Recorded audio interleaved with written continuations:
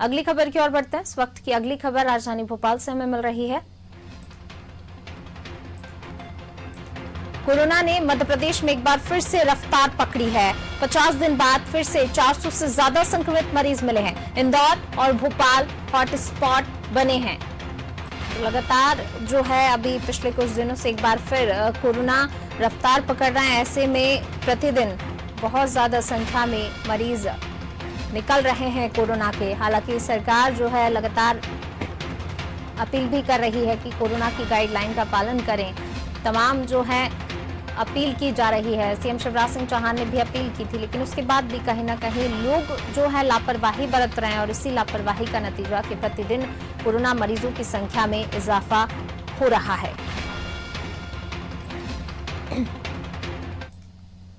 ज्यादा जानकारी के लिए सीधे रुख करते हैं वैभव जी का। वैभव जी हमारे साथ जुड़े हुए हैं।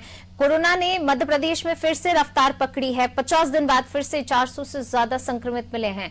लापरवाही लोगों की लगातार जो है यहां पर देखने को मिल रही है और उसी का नतीजा लगातार जो है कोरोना के केसेस में इजाफा हो रहा है।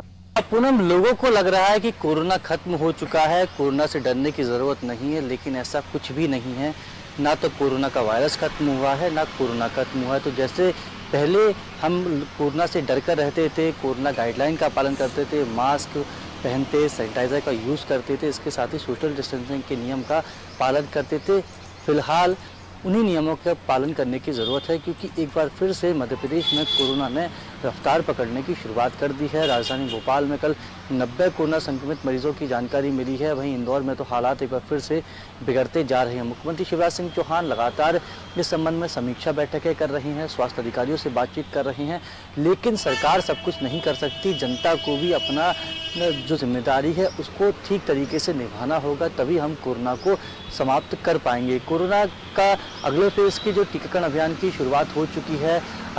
जो बुजुर्ग होते हैं 60 साल से ज़्यादा के, उनको कोरोना का टीका लग रहा है। इसके साथ ही 45 साल से लेकर 59 साल तक के उन व्यक्तियों को भी कोरोना का टीका लग रहा है जो गंभीर बीमारियों से पीड़ित हैं। हम अस्पतालों में भी देख रहे हैं कि भारी भीड़ उमड़ रही है। जहां पहले लोग नहीं जा रहे थे कोरोना का टीका लगवाने के लिए, वहीं अब दूसरी ओर देखें तो भीड़ पनप रही है। लेकिन भीड़ के साथ ही हम बाज़ारों में देख रहे हैं कि बाज़ारों में भी भीड़ आ रही है, सांस्कृतिक कार्यक्रम भी हो रहे हैं, राजनीतिक कार्यक्रम भी हो रहे हैं। तो फिलहाल इस तरह के कार्यक्रमों से बचने की ज़रूरत है, क्योंकि कोरोना अभी समाप्त नहीं हुआ है। और जिस तरीके से हमने देखा कि कोरोना का जो दूसरा स्ट्रेन जिसने विश्व के कई देशों में एक बार फिर से लॉकडाउन लगाया गया, हालांकि भारत में ऐसी स्थिति नहीं है, लेकिन जिस तरीके से दिल्ली और महाराष्ट्र में हम देख रहे हैं कि कई जिलों में, महाराष्ट्र के कई जिलों में लॉकडाउन लगाना पड़ा है। वहीं मध्य प्रदेश में मुख्यमंत्री शिवराज सिंह चौहान ने भी सख्त निर्देश दिए हैं कि मध्य प्रदेश की सीमाओं पर जो जिले हैं, जो शहर हैं, वहाँ पर दूसरा जो राज्य है वहाँ से अगर कोई मध्य प्रदेश में निवासी आता है, कोई